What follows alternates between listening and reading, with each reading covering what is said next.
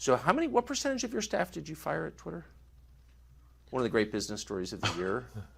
I think we're about 20% of the original size. So 80% left. Yes. So I mean, a lot of people voluntarily. Sure. But it's 80% are gone from the day you took over. That's correct, yes. So how do you run the company with only 20% of the staff? It turns out you don't need all that many people to run Twitter. But 80%? That's a lot. Yes. If you're not trying to run some sort of glorified activist organization and you're not care that much about censorship, then you can really let go of a lot of people, it turns out.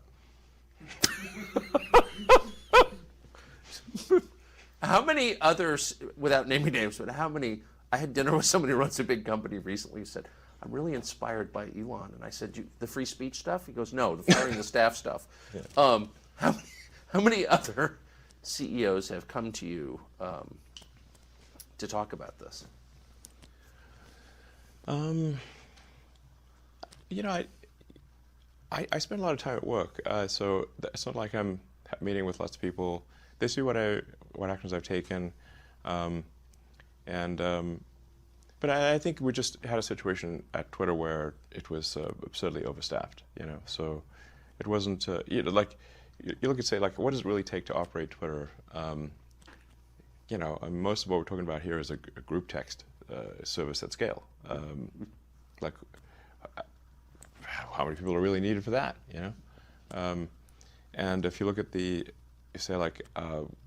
what has been the product development over time with Twitter, and years versus product improvements, and it's like a pretty flat line. So what are they doing? It took a year to add an edit button that doesn't work most of the time. I mean, I feel like it was a comedy situation here. You're not making cars, it's very difficult to make cars or get rockets to orbit. So, the real question is how did it get so absurdly overstaffed? This is insane. So, anyway, and it's clearly working. In fact, I think it's working better than ever.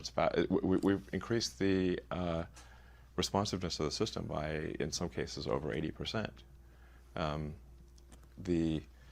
There's a core piece of code for generating the timeline, which is run literally billions of times a day.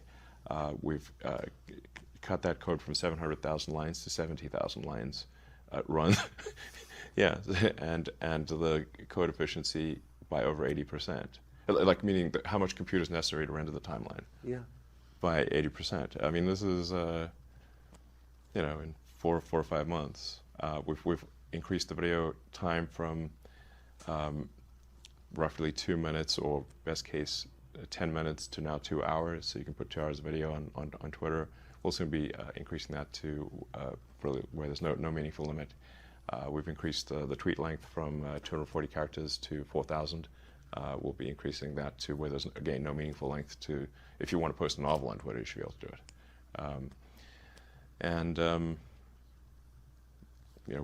it.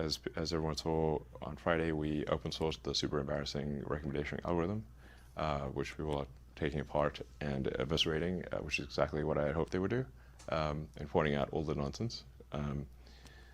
We're going to open source more, and we're going to subject it to public review.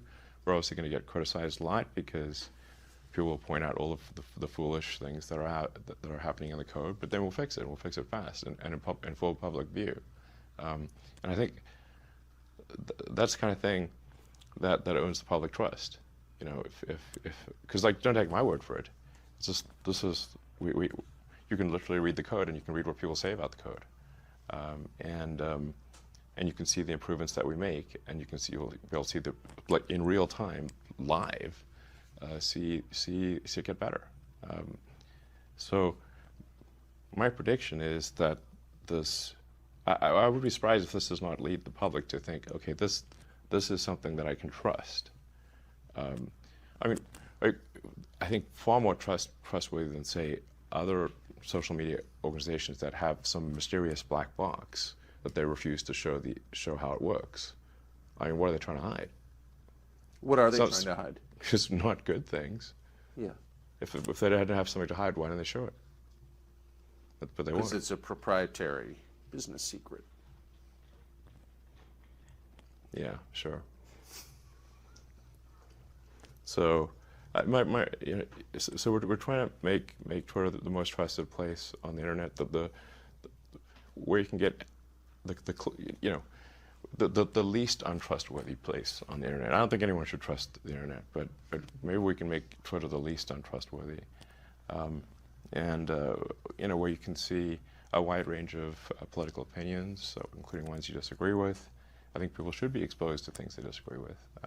It shouldn't just be continuous self-reinforcement of like what. So that's the goal, and I think we're making some good progress in that direction. I feel good about where things are going, and we definitely want to have things as sort of cleaned up as possible before the elections. If there's any manipulation that we're aware of, make the public aware of that, and just like I said, try to get the truth to the people as best we can.